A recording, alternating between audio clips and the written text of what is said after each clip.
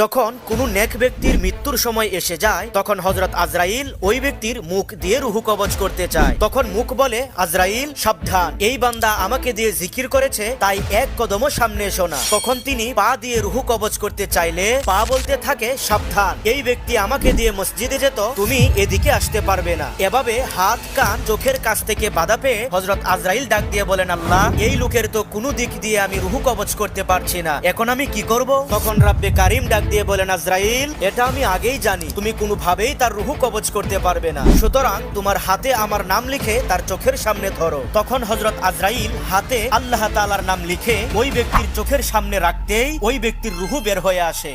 যখন কোনো নেক ব্যক্তির মৃত্যুর সময় এসে যায় তখন হযরত আজরাইল ওই ব্যক্তির মুখ দিয়ে রুহু কবজ করতে চায়। তখন মুখ বলে, আজরাইল সাবধান, এই বান্দা আমাকে দিয়ে জিকির করেছে, তাই এক কদমও সামনে এসো না। তখন তিনি পা দিয়ে রুহু কবজ করতে চাইলে